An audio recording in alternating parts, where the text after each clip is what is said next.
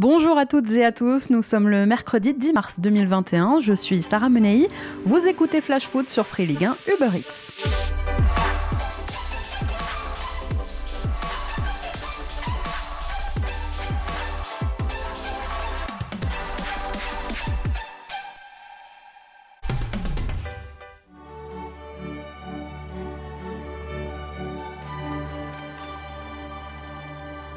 Elle est de retour, la coupe aux grandes oreilles, et ce soir Paris doit finir le travail. Les regards tournés vers le Parc des Princes. En 8e de finale retour de la Ligue des Champions et après la démonstration du match aller, le PSG doit terminer le boulot, le travail face au FC Barcelone pour faire un peu plus le plein de confiance. Large vainqueur à l'extérieur il y a 3 semaines grâce notamment à un triplé de Kylian Mbappé, le PSG peut sereinement aborder cette rencontre. Et pour les plus inquiets, s'il y en a, Mauricio Pochettino, l'ancien joueur du rival, l'Espagnol Barcelone, ne compte pas laisser passer l'occasion d'enfoncer les Blaugrana. Les Parisiens avaient donc frappé un grand coup en Catalogne en s'imposant 4-1 à l'aller. Pour réaliser l'impossible ce soir au Parc des Princes, le Barça devra l'emporter par 4 buts d'écart minimum. Pour ce qui est des dynamiques actuelles des deux équipes, après son éclatante victoire donc à l'aller au Camp Nou, le PSG s'est pris un peu les pieds dans le tapis en Ligue 1 face à Monaco avant d'enchaîner 3 victoires consécutives, toutes compétitions confondues. Dynamique positive aussi pour un Barça pourtant malade.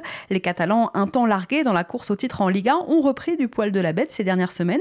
Les joueurs de Ronald Koeman restent sur 4 victoires consécutives, toutes compétitions confondues, dont une belle qualification face au FC Séville en demi-finale de Coupe du Roi. Côté compo, je vous en parlais hier, si l'espoir allait pourtant crescendo ces derniers jours avec le retour de Neymar à l'entraînement, un peu moins d'un mois après sa blessure à l'adducteur, finalement, le Brésilien ne sera pas là ce soir, précaution oblige. Outre Neymar, Mauricio Pochettino sera ce soir privé de Moise Kean, positif au Covid, privé aussi de Juan Bernat, toujours blessé.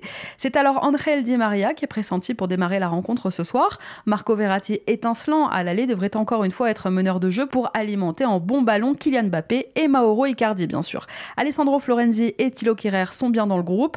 À noter que comme à l'aller, Leandro, Paredes et Verratti sont sous le coup d'une suspension pour le prochain match européen du PSG en cas de carton ce soir. Côté Barça, Philippe Coutinho, Sergi Roberto, et ça nous rassure un petit peu, Ansu Fati et Gérard Piqué sont forfaits. Au total, Barcelone dans l'histoire a remporté 5 de ses 12 confrontations contre le PSG pour 4 succès parisiens et 3 nuls. Alors on ne veut pas parler trop vite, attention, mais après l'élimination de la Juve de Cristiano Ronaldo hier soir, ce pourrait être la première fois depuis 15 ans qu'on ne verrait ni lui ni Lionel Messi en quart de finale de la compétition. PSG-Barça, coup d'envoi ce soir 21h. Il y a donc de la Ligue des Champions, bien sûr, ce soir, mais juste avant, à 19h, il y a aussi de la Ligue 1. Marseillaise et Rennais ont rendez-vous au Vélodrome, match en retard comptant pour la 22e journée de championnat. À l'aller, mi-décembre, les Rennais l'avaient emporté 2-1 grâce à Amari Traoré et à Adrien Ounou, mais entre-temps, la dynamique a bien changé. À l'époque, ça allait plutôt bien. Après ce match, les Rennais enchaînaient avec 2 succès consécutifs en championnat. Ils terminaient même 2020 sur 4 victoires, mais ça, c'était avant que les choses ne se corsent pour des Bretons qui n'ont pas su maintenir la cadence. C'est simple, ils ne comptent qu'un seul succès en 2021 et ont enchaîné 7 matchs sans la moindre victoire en championnat. Un triste bilan qui a condamné Julien Stéphan au départ. Ce vrai de succès donc depuis le 17 janvier. Maintenant, les joueurs du Stade Rennais sont embourbés dans une spirale négative. Confiance en berne. Ce soir, c'est le nouvel entraîneur rennais Bruno Genesio qui va disputer donc son premier match sur le banc des Rouges et Noirs. Alors déjà, ce que je tiens à dire, c'est que j'ai trouvé un groupe concerné, bien sûr touché, et c'est normal, mais combatif et prêt à relever le challenge à la fois à court terme de casser cette spirale négative, mais aussi à moyen terme d'aller chercher l'objectif qui était l'objectif du début de saison, à savoir une qualification européenne. Un groupe marqué donc et un gros chantier qui attend Bruno Genesio à Rennes. De retour en Ligue 1, 1 an et demi après son départ de l'OL, il a déjà plusieurs missions à accomplir pour relancer la machine. D'un point de vue purement comptable, le principal défi de Genesio est évidemment de ramener Rennes dans une position européenne. 3e de Ligue 1 la saison dernière, les Bretons se sont offerts la première aventure de leur histoire en Ligue des Champions. Alors si on ne parle plus de C1 aujourd'hui à Rennes, reste quand même en cette fin de saison à viser la 5e place du championnat, synonyme de Ligue Europa. À l'heure actuelle, 6 points les séparent de Lens, 5e justement. Ensuite, il faudra batailler avec les nombreux prétendants à une place européenne cette saison. Marseille, oui, mais aussi donc Lens, Metz, Montpellier et même Angers qui peut se montrer ambitieux à l'approche du sprint final. Mais déjà, avec un match en moins, Rennes a l'opportunité ce soir de revenir donc à portée des Lensois. Il reste 11 rencontres aux Rennais pour remplir le contrat.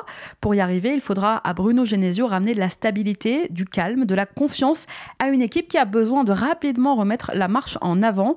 Sans révolutionner donc la tactique, la priorité est dans l'état d'esprit positif qu'il devra réintroduire dans le groupe rennais. Concerné, bien sûr touché, et c'est normal, mais avoir un club positif derrière les joueurs. C'est important que les gens qui sont autour des joueurs transmettent des choses positives, puisqu'on transmet toujours nos émotions, et forcément, si ceux qui sont autour des joueurs ont un discours négatif, ou ont une attitude, ou un langage non verbal qui est négatif, ça va retransmettre sur les joueurs. Donc j'insiste beaucoup là-dessus, sur mon staff, sur tous les gens qui côtoient tous les jours les joueurs, d'avoir cette attitude-là. On est lucide, on est responsable, donc on sait que la situation est difficile, il ne s'agit pas de l'occulter, mais il s'agit aussi de transmettre des choses positives aux joueurs. Changement d'état d'esprit, d'accord, mais aussi autre défi qui s'oppose à Bruno Genesio. Si les Rennais ont tant de mal depuis le début de saison, c'est d'abord parce qu'ils se montrent incapables d'être dangereux dans la surface adverse. Avec 57,3% de possession en moyenne cette saison, Rennes se classe 2e de Ligue 1 dans l'exercice. Une maîtrise qui s'accompagne malheureusement d'une impuissance, puisque le club n'est que la 13e attaque du championnat, avec seulement 33 buts inscrits cette saison. Possession stérile, donc manque de tranchant, incarné par des individualités décevantes. En pointe, par exemple, Serhou Guirassy peine à confirmer ses débuts très prometteurs depuis une blessure à l'automne. Irrégulier lui aussi, Martin Terrier ne confirme pas son statut de joueur aguerri, tandis que sur les côtés, le très jeune Jérémy Doku a encore besoin de temps pour s'acclimater. À l'heure actuelle, aucun joueur rennais ne dépasse les 4 buts depuis le début de saison. Il lui faudra aussi à Bruno Genesio relancer la pépite Eduardo Camavinga, bien parti même, pour confirmer les énormes attentes qu'il suscite. Le très jeune milieu de terrain rennais a progressivement décliné depuis quelques mois. Il semble emprunté physiquement et à l'image de son équipe, il peine à accélérer. Au cœur du jeu rennais, le duo qu'il forme avec Steven Zonzi ne parvient plus à faire la différence, pas aidé, je le disais, par des attaquants rennais en crise de confiance. Premier test donc grandeur nature ce soir au Vélodrome pour le Rennes de Bruno Genesio qui, vous allez l'entendre, ne s'attend pas à avoir le même OM que celui qui a perdu contre le Canet dimanche dernier en Coupe de France. Je ne m'attends pas à ce que le visage de Marseille soit le même mercredi soir que celui qu'on a vu hier. Au contraire, il y aura certainement un sentiment de revanche. Donc nous, on se prépare à jouer un Marseille qui aura un visage complètement différent de celui que j'ai vu hier. J'ai eu une prise de parole dans un premier temps global. Et ensuite, j'ai commencé des entretiens individuels que je vais poursuivre dans les prochains jours, parce que je souhaite rencontrer tous les joueurs. Oui, bien sûr, des ajustements, mais tactiques, mais pas de révolution. Parce que lorsque vous arrivez, il y a des choses qui ont été faites et qui ont été bien faites. Il faut s'appuyer dessus. Ça serait pas correct, puis ça serait même suicidaire de vouloir tout révolutionner juste en arrivant ici. Vous l'avez entendu, pour insuffler cette nouvelle dynamique, Bruno Genesio s'est donc entretenu individuellement avec une partie de l'effectif rennais. Il continuera à le faire dans les prochains jours. Et puis c'est un défi personnel aussi pour Bruno Genesio, ce défi rennais. Parce qu'il a beau avoir passé 3 saisons et demie quand même sur le banc lyonnais, c'est un entraîneur qui reste en quête de crédibilité.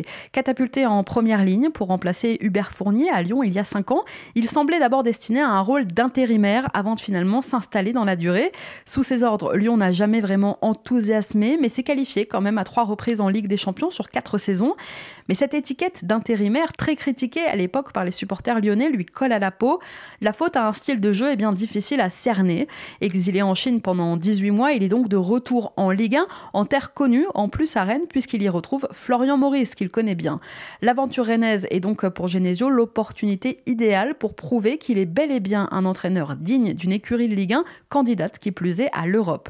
Petit retour en arrière, lors de sa prise de fonction à Lyon en janvier 2016, Genesio avait réussi à remettre ses joueurs sur le bon rail. Il avait fallu à peu près 1 mois, mais sur ses 19 premiers matchs de Ligue 1, il avait engrangé 39 points sur les 57 possibles et l'OL finissait la saison 2e. En face, Rennes, c'est un mauvais souvenir pour les Marseillais. On peut presque même parler de tournant dans la saison de l'OM. C'est à partir de cette défaite en phase aller mi-décembre et la polémique à l'époque sur l'arbitrage de M. Turpin que les choses ont sérieusement commencé à se dégrader à Marseille. 2 mois et demi plus tard, ça va pas tellement mieux sur la Canebière. Aujourd'hui, le podium est à 20 points et à l'image du départ de Julien Stéphan de Rennes, là aussi, le coach est parti. Son successeur, Jorge Sampaoli, vient tout juste de débarquer et à peine arrivé, il récupère un groupe emprunté après son humiliation contre une N2 en Coupe de France le week-end dernier. Présenté hier après-midi devant la presse aux côtés de Pablo Longoria, Sampaoli a donc lui aussi un énorme chantier à gérer et un vestiaire, donc je le disais, sans doute marqué par les événements de ces dernières semaines. Depuis l'annonce de son arrivée, une question taraude évidemment tous les supporters marseillais. Quelle sera la première compo de Sampaoli ?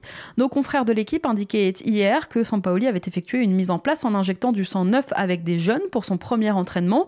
L'ancien entraîneur de Séville s'est aussi exprimé devant son groupe et il en serait ressorti que l'OM doit absolument changer de système. Exit donc le 4-3-3 affectionné pourtant par Sampaoli.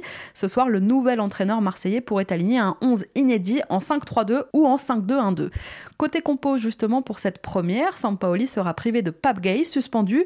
Olivier Ncham n'est pas qualifié pour cette rencontre et Valentin Rongier est toujours blessé, laissant Boubacar Kamara et Michael Cuisance probablement titulaires ce soir au coup d'envoi. Jordan Amavi n'est lui toujours pas opérationnel. Douye Kaleta-Tchar, sorti blessé dimanche à Perpignan, est bien dans le groupe, mais il pourrait ne pas être en mesure de débuter ce soir. Côté rennais maintenant, Bruno Genesio est lui privé de Jonas Martin et d'Amari Traoré, suspendu. Et son équipe est attendue en 4-2-3-1 avec ce soir notamment le jeune Brandon Sopi au poste de latéral droit et Clément Grenier meneur. En défense centrale, Jairzinho Niamsi devrait être préféré au capitaine rennais Damien Da Silva. Genesio Sampaoli, 2 coachs pour 2 clubs, mais un même combat donc, et soir de grandes premières au Vélodrome.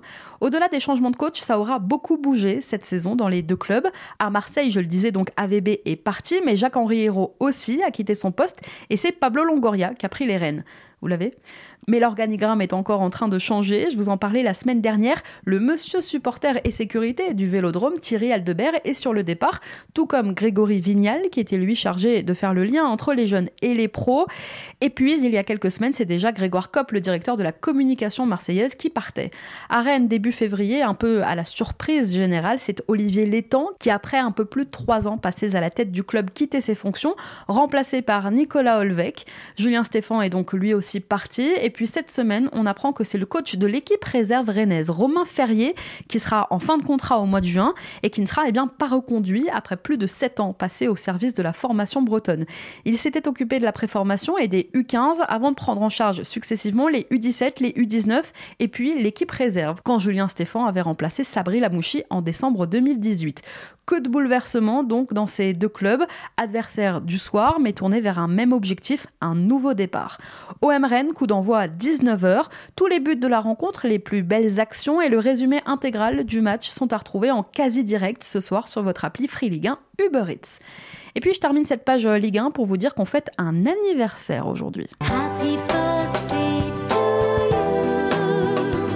Et oui, ce sont les Rennais qui fêtent un anniversaire symbolique, les 120 ans d'existence du club. Le 10 mars 1901 naissait le Stade Rennais. À cette occasion, ce soir, les Bretons porteront au Vélodrome un maillot collector qui sera mis en vente par la suite par l'équipementier du club. Une tunique entièrement noire avec une bande rouge verticale et un blason anniversaire. Et puisqu'on parle d'anniversaire, transition toute trouvée, on passe à notre rubrique vintage. Je crois qu'après avoir vu ça, on peut mourir tranquille, enfin le plus tard possible, mais on peut. Tous les mercredis, dans Flash Foot, je vous raconte les coulisses d'un événement marquant de notre foot avec des archives, des témoignages. Aujourd'hui, on revient sur 2 confrontations qui ont marqué l'histoire européenne du Paris Saint-Germain et du FC Barcelone, forcément. Alors, depuis le tirage au sort, on n'entend parler que de ça, ou presque. Et ouais, Fianso, la remontada, un mot qu'on a appris il y a 4 ans presque jour pour jour, et depuis on nous matraque avec ce terme. Un mot qui revient comme une vieille rengaine qui, on ne va pas se mentir, fatigue déjà les joueurs parisiens, et aussi certains supporters, je crois qu'on les saoule avec ça. Mais si ce soir il n'y aura pas d'ambiance surchauffée en tribune, pas de Neymar, pas de Luis Suarez sur le terrain, pas de Denis Zaytekin non plus au sifflet, ce 8e de finale en 2017 fait partie quand même de l'histoire européenne du PSG. C'est pas une rencontre qu'on doit mettre sous le tapis, cette rencontre titre fait partie du difficile apprentissage européen des Parisiens. Alors on s'y arrête un petit peu. Chacun d'entre nous, fans de foot, se souvient où il était ce 8 mars 2017. Après l'avoir remporté 4-0 à l'aller au Parc des Princes, le retour s'annonce bien. Paris se dirige vers son 5e quart de finale consécutif. Et puis en plus, comme le disait Stéphane Guy à l'époque. Et en face, c'est Paris-Rhône. C'est pas Valladolid, c'est le Paris Saint-Germain. Sauf que rien, ou presque, ne se passe comme prévu ce soir-là au Camp Nou. Luis Suarez marque le premier but du match dès la 3e minute. Juste avant la mi-temps, Layvin Kurzawa marque un but contre son camp. Au retour des vestiaires, Lionel Messi inscrit un penalty après une faute de Thomas Meunier sur Neymar. Les espoirs de Barcelone sont quasiment réduits à néant lorsqu'Edinson Cavani marque un but pour le PSG à l'heure de jeu. Avec ce but parisien, à l'extérieur, on croit l'affaire bouclée. On voit mal les Catalans inscrire 3 buts en une demi-heure. Sauf que coup franc de Neymar, maillot du Barça sur le dos, puis ensuite penalty à la 91e, permettent au Barça de mener 5-1. C'est tendu, très tendu. 95e minute du match, on joue les dernières secondes de la rencontre. Les Parisiens sont déstabilisés, fatigués. Sur son banc, Unai Emery est cerné, presque livide. Et Neymar, encore lui, est à 30 mètres du but parisien. Le Brésilien envoie un petit ballon piqué au niveau du point de penalty et la défense parisienne ne bouge pas, elle regarde. Attention par-dessus. Non, possible. C'est pas possible. C'est pas possible. C'est pas possible. C'est incroyable, c'est incroyable. C'est Sergi Roberto qui vient dans un geste désespéré et presque lancer son pied droit et inscrire le 6e but du Barça. Le Camp Nou et ses 96 000 spectateurs exultent. Les Parisiens sont assommés. Barcelone remporte la rencontre 6-1 et se qualifie donc pour les quarts de finale. L'humiliation des Parisiens fera date. En Ligue des Champions, jamais une équipe ne s'était qualifiée après avoir perdu 4-0 à l'aller. Alors cicatrice, spectre, fantôme, appelez-la comme vous voulez, mais ce soir, il faut exorciser la remontada. Sauf que l'histoire entre le Paris Saint-Germain et le Barça n'a pas commencé ce soir-là. Il n'y a pas que ce mauvais souvenir, pas du tout même. Paris et Barcelone se sont croisés plusieurs fois en Coupe d'Europe et ce 6-1 représentait le 11e duel entre les deux équipes. Alors la première fois que les deux clubs se sont affrontés, c'était quand ? Eh bien, c'était une élimination du Barça en quart de finale de la Ligue des Champions. Et oui, le PSG l'a déjà fait, comme le disait Aznavour dans La Bohème. Je vous parle d'un temps que les moins de 20 ans ne peuvent pas connaître. 11 mars 1995, au Parc des Princes, quart de finale, retour de Ligue des Champions. Le Paris Saint-Germain, sous la houlette de Luis Fernandez, va faire un match superbe face au Barça, qui est à l'époque dirigé par personne d'autre que Johan Cruyff, s'il vous plaît. Les Catalans avaient été sacrés champions d'Europe 3 ans avant, en 92 à Wembley, vice-champions même en 94, la saison donc précédente. Face à une Dream Team catalane, certes vieillissante, mais toujours compétitive, les Parisiens ont réussi à arracher un match nul précieux au Camp Nou à l'aller. Et au retour, les hommes de Luis Fernandez sortent le grand jeu. Paris touche 3 fois les montants en première période. Incroyable. Pas vrai. Elle de pigeon. Allez, au contact. Oui, faut y aller. Nadal. Oui. Oui. Oh, le poteau encore. Mais c'est pas vrai. 3 poteaux en une mi-temps. C'est pas fini, Colletter, il a fait faute. Oh là là, 3 poteaux, 2 transversales et un poteau. Oh, ça chauffe. Mais... Ah, les voix de Thierry Roland et de Jean-Michel Larquet, nos bonnes vieilles soirées européennes. Les Barcelonais, ce soir-là, ouvrent le score grâce à José María Baquero juste après la mi-temps. Ils pensent tenir la qualification, les Catalans, mais raillent à un quart d'heure du terme, puis Vincent Guérin, héroïque, 10 petites minutes plus tard, inverse la tendance. C'est l'égalisation parfaite pour l'instant. On est en route vers une prolongation. Valdo. C'est du grand football. Ça, c'est du grand football. Attention, allez, Vincent. Guérin, belle frappe. Et but. Oui, Vincent. Allez, Vincent. Oui. Formidable. Il le mérite 100 fois. 100 fois, il mérite ce but. Entre le match aller et le match retour, il est formidable, Vincent Guérin. Il est né là, juste derrière cette tribune, à Boulogne. Il est né juste là derrière, et le voilà qui vient de marquer un but fantastique. Il le mérite, car il a été héroïque. Bravo Vincent. S'il y a bien un joueur qui le méritait, c'est lui. Il faut tenir, il marque au bon moment. Elle n'est pas très appuyée, sa frappe, mais elle est merveilleusement placée. Quelle émotion quand il y a eu ce but. Ouais, Quelle émotion! Je crois avoir vu des larmes sur le visage de Joël Batz, Oui. Thierry. Et Fernandez n'était pas loin non plus. Georges Weah! Le Barça de Ronald Koeman sur le terrain déjà à l'époque et de Stoïkov est tombé. Louis voulait une belle soirée. Elle aura Les été Parisiens belle. Elle et aura Louis été belle. nous ont offert une belle soirée. Le Barça aussi. Hein. Et on est à combien? Oh là, on est à 46 et 21 secondes. Dernière attaque du Barça. Stoïkov. Dégagement de Colletter. Et c'est fini. Oh, bravo le Paris Ils Saint-Germain. ont gagné. Bravo les le Parisiens. Saint-Germain. Superbe. Alors en demi-finale, cette saison-là, le Paris Saint-Germain s'inclinera face à l'AC Milan de Maldini, de Baresi, de Costa Curta. 25 ans plus tard, le contexte a bien changé. Le Barça reste un géant d'Europe, mais un géant malade. Et Paris a pris en assurance. Alors on l'a vu, si les précédents appellent à la prudence, le PSG, qui a disputé la première finale de Ligue des Champions de son histoire il y a quelques mois, veut plus que jamais se faire un nom parmi les grands. Ce soir, en éliminant le Barça, le PSG en a une belle opportunité. Merci à tous d'avoir été avec nous, c'était Sarah Menei. Vous écoutiez Flash Foot, on se retrouve demain sur Free Ligue 1 Uber Eats.